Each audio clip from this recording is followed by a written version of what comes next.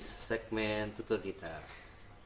Nah, di konten kali ini saya akan membagikan beberapa bentuk progressive chord buat kalian semua. Jadi progressive chord ini adalah basic atau dasar dalam permainan musik dalam genre apapun.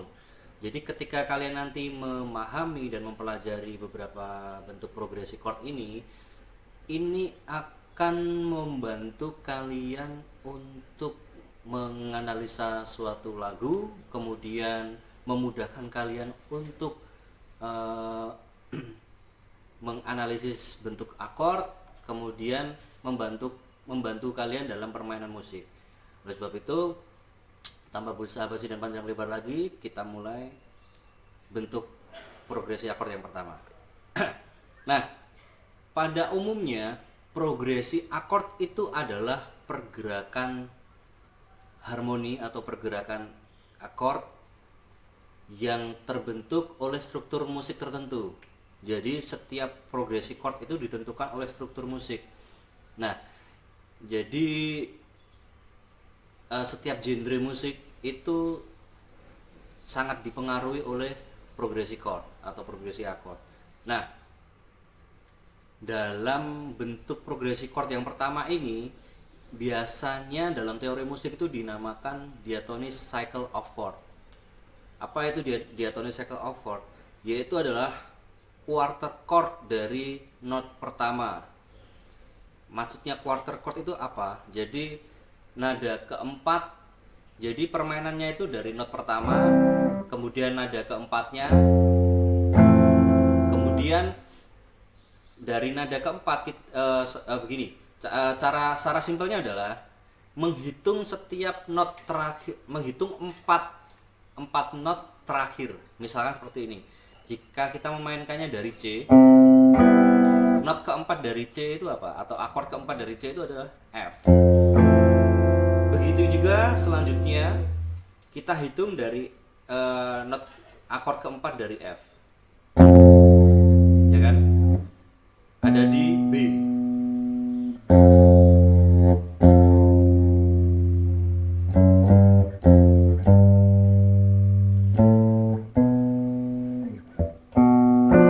Kemudian not keempat dari B itu E,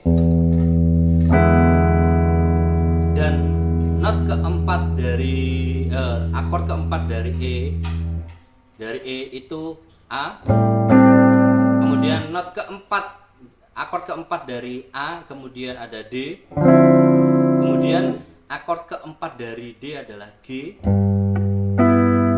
Dan yang terakhir kembali lagi ke C.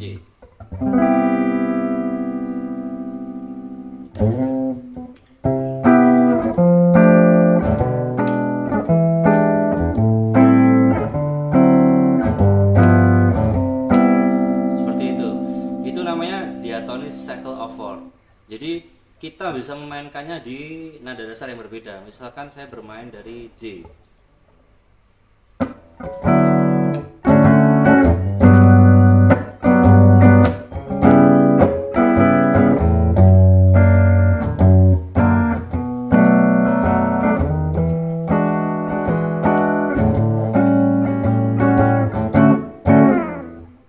Nah, biasanya diatonic cycle of fourth ini dimainkan berdasarkan family chordnya. Misalkan kita dari nada dasar dari D mayor, jadi semua akord yang digunakan dalam diatonic cycle of fourth dari D mayor itu berdasarkan bentuk family chordnya. Jadi untuk not pertama itu mayor, not keempat itu mayor, not ketujuh itu diminis, kemudian not ketiga itu dominan 7,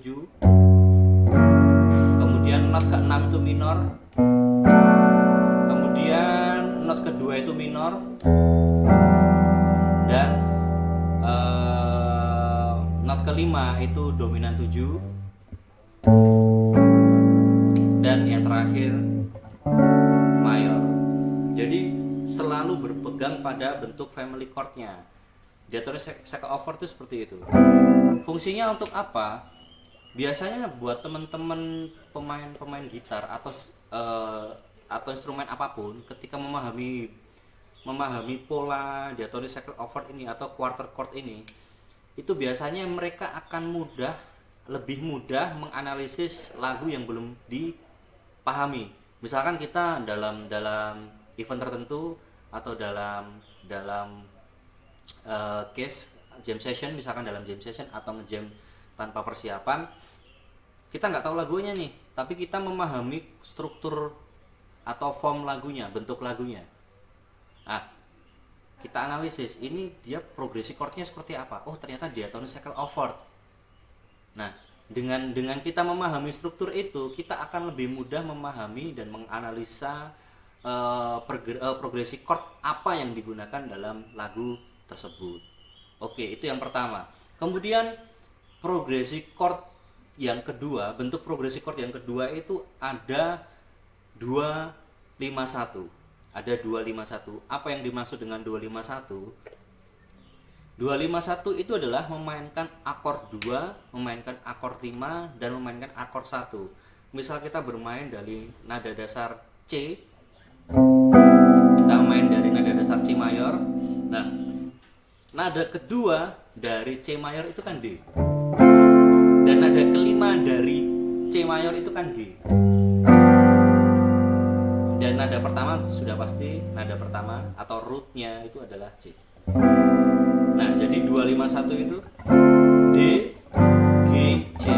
Nah, bentuk progresi 251 ini masih berpegang pada konteks family chord. Jadi ketika kita memainkan C mayor, family chord 2-nya itu pasti minor, solnya itu pasti dominan 7, dan kemudian C-nya itu pasti mayor. Nah, 251 ini wajib kalian pahami. Dan untuk latihannya kalian nanti yaitu mempelajari progresi chord 251 dengan 12 tangga nada yang berbeda. Saya kasih contoh, kita mulai dari nada dasar C mayor. Nanti kita latihannya 12 akord nada dasar yang berbeda. Kita mulai dari 251 C mayor.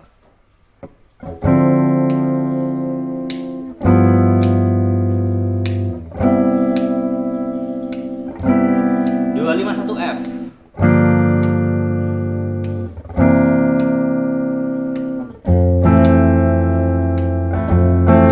251 bass.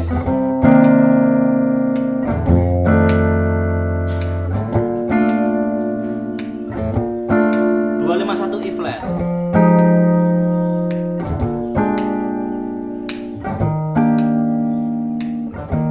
251 gis.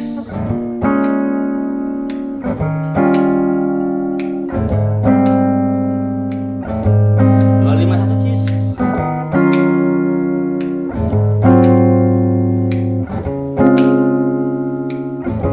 251 vis.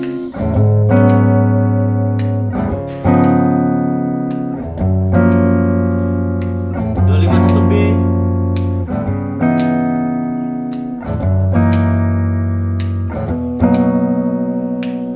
251 E.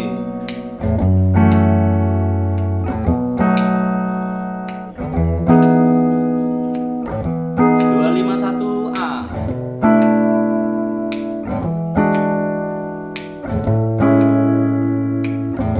251 D.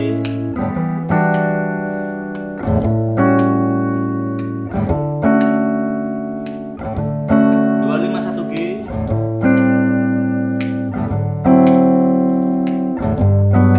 Dan yang terakhir 251 C. Kembali lagi ya.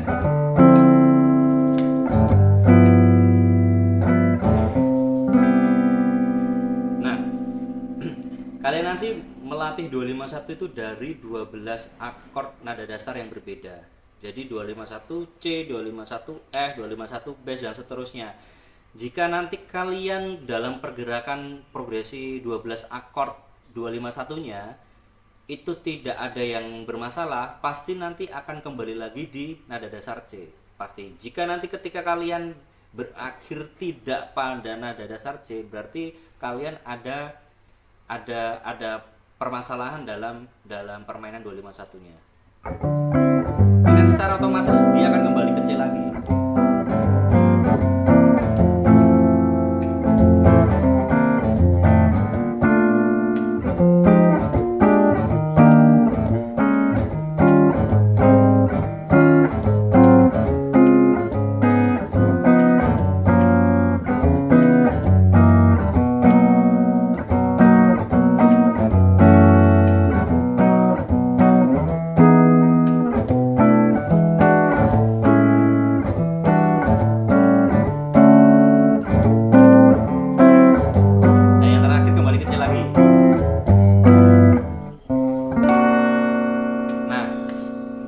jika kalian urutannya sesuai dengan apa yang saya contohkan, nanti kalian zoom saja, kalian pause satu persatu bentuk 251-nya, kalian hafalkan patternnya dan polanya. Saya yakin kalian nanti pasti akan memahaminya dengan sangat mudah. Oke. Yang ketiga, kita lanjutkan ya. Yang ketiga adalah bentuk progresi akord 12 bar blues. Nah, sebelum kita mulai saya jelaskan dulu khusus untuk 12 bar blues ini. Nah, secara umum untuk progresi akord 12 bar blues itu dibedakan menjadi tiga form atau tiga bentuk. Yang pertama itu tradisional 12 bar blues mayor, kemudian 12 bar blues minor, kemudian yang terakhir adalah 12 bar blues jazz yang biasanya digunakan dalam form lagu atau progresi akord yang digunakan dalam musik jazz. Jika kita mainkan blues dalam jazz itu biasanya menggunakan 12 bar blues yang memang biasanya digunakan oleh pemain musik jazz. Nah, kita awali dari progresi akord tradisional 12 bar blues untuk mayor. Saya akan kasih contoh dari C. Nah, karena 12 bar blues sudah pasti jumlahnya ada 12 bar. Itu terdiri dari beberapa akord. Saya contohkan sesederhana mungkin biar kalian sangat mudah memahaminya. Kita mulai dari tradisional 12 bar blues mayor. Saya ambil nada dasar dari C.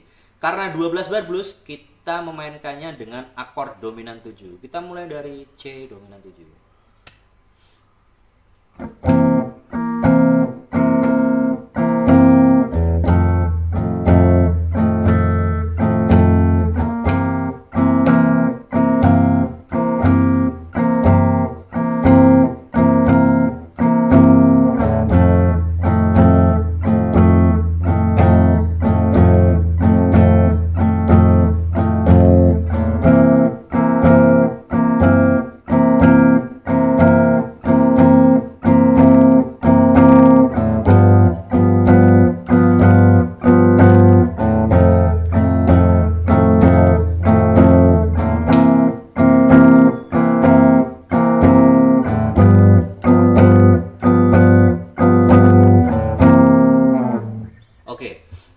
Cara menghafalkannya, kalian cukup hafalkan jumlah ketukannya. Saya ulang sekali lagi, kita hafalkan jumlah ketukannya. Jadi rumusnya adalah 12 bar blues itu rumusnya tradisional 12 bar blues itu rumusnya seperti ini. Untuk akord pertama, kita mulai ya. Ada 4 ketuk akord pertama. Kemudian akord kedua F dominan 7. Ada 4 ketuk. Jadi akord pertama dan kedua itu terdiri dari 4 ketuk. Kemudian kembali lagi ke C dominan 7.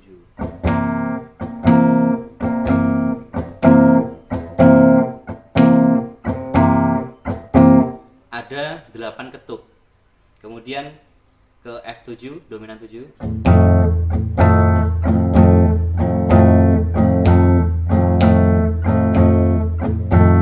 Ada 8 ketuk, kemudian C dominan 7.